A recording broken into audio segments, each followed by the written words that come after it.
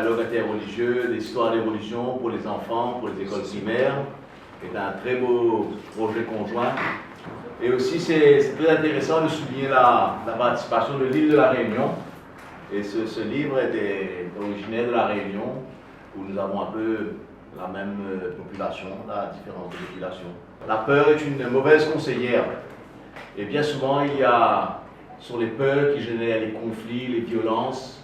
Et c'est pourquoi au Conseil des religions, nous avons toujours voulu travailler pour mieux connaître la religion de l'autre, pour découvrir les richesses, les valeurs de l'autre, afin d'éviter les violences et les conflits et d'exorciser la peur. Cette nouvelle dimension maintenant qui nous est proposée par les éditions Vis-à-vis, c'est de pouvoir faire connaître aux enfants et découvrir aux enfants la religion de ceux qui s'asseyent à côté d'eux dans les classes, et peut-être pour exorciser la peur et bâtir une île Maurice plus fraternelle, plus conviviale, et dire non à la violence, à l'intolérance et à la peur. Et nous pensons beaucoup, nous, à la possibilité d'introduire ce livre, de proposer ce livre dans les écoles primaires.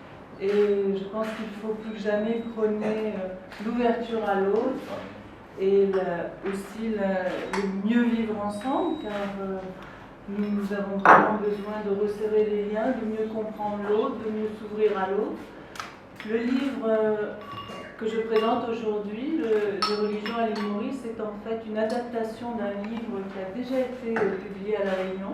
Fabienne Jonca, ici présente, qui est l'auteur de cet album, a bien voulu adapter le contenu du livre réunionnais au contexte local mauricien. Nous sommes par exemple passés de 8 religions à 9 religions. Nous avons ajouté la foi Baï pour Maurice. Nous avons également demandé la collaboration du Conseil des religions, ce qui est quand même assez sensible, complexe et qui doit être très précis, tant dans les textes que dans les illustrations, dans les représentations des lieux de culte, par exemple.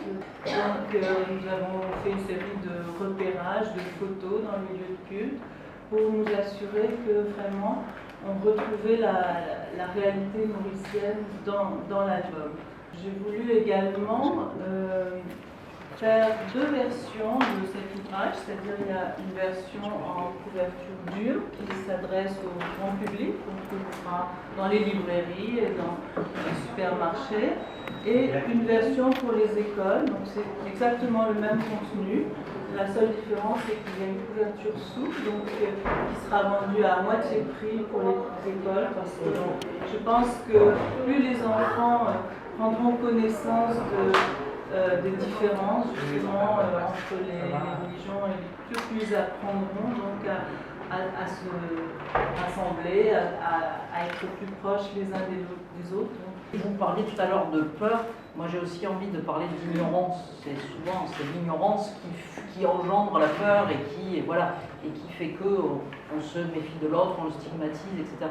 Et cet ouvrage, à La Réunion, donc il est sorti en 2010, il a été largement diffusé, et moi ce qui m'a fait très plaisir, c'est que j'ai fait beaucoup d'interventions autour de ce livre dans les écoles. Les enfants m'ont dit eux-mêmes, tout simplement et spontanément, ça nous aide à connaître l'autre. Et on voit effectivement comment vivent nos camarades, parce qu'à l'école on est tous ensemble. Sur la version mauricienne, c'est vrai que j'avais fait un très très gros travail, puisque je travaillais pendant 1 an et demi pour la version réunionnaise. Et sur la version mauricienne, il est évident que sans le Conseil des religions, je n'aurais pas pu transposer, insister sur telle ou telle nuance, rectifier telle ou telle chose. Ça a été un dialogue pour moi extrêmement enrichissant, de voir à quel point il y avait une écoute et une écoute réciproque. Ce livre a une particularité, c'est que c'est à la fois un album et un livre documentaire. Donc l'album, effectivement, va nous raconter une histoire. Elle nous raconte l'histoire d'un petit Mauricien qui dit moi j'habite sur une petite île, mais chez nous il y a plein de religions. Et donc il y a tout le temps des fêtes. Et je suis invité à telle et telle fête. Les religions sont par ordre chronologique. Donc on va commencer par l'hindouisme, on va balayer comme ça les 9 religions, on présente 9 religions, et on va terminer par la foi Baï, puisque c'est la plus récente. Dès le plus jeune âge, on peut lire cet ouvrage aux enfants, et déjà ça leur permet de comprendre qu'il y a différentes personnes, il y a différentes croyances, et que ben, on va chez les uns, chez les autres, voilà, de façon très naturelle. Le principe, c'est que au-delà de l'histoire, vous avez pour chacune de ces 9 religions 4 pages documentaires. Et bon, vous avez un petit paragraphe sur la présentation de la religion, ensuite une présentation du lieu de culte à la fois à travers un texte, mais aussi à travers un visuel. Et puis après, vous avez des questions récurrentes que peuvent se poser les enfants, à savoir les principales fêtes, les événements importants de la vie de l'enfant, le guide de la prière, le livre sacré, et bien entendu ces fameuses règles alimentaires. On a décidé de noter le mot, d'inscrire le mot paix. Alors, en plus, ça donne lieu à des typographies différentes. Et pour chacune des religions, j'ai choisi 2 symboles, alors là en accord avec tous, d'index qui nous permet de voir les points communs. Et qu'en fait, on a aussi des pratiques communes d'une religion à l'autre.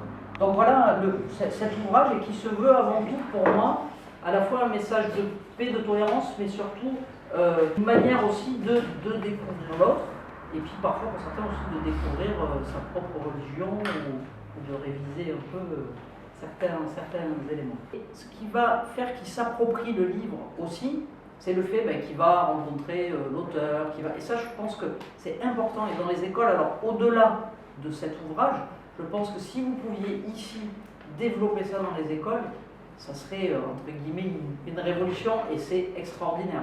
C'est une ouverture à l'autre avant tout, et aussi à l'apprentissage du bien vivre ensemble. Après, bien sûr, il faudra aller plus loin, mais peut-être ça fera l'objet d'autres albums sur l'hindouisme, par exemple. Certains disent que de plus en plus, on se radicalise un petit peu de part et d'autre, et que peut-être c'est le moment d'ouvrir tout grand. Le pape François a dit qu'il faut ouvrir les portes. Ouvrir les portes.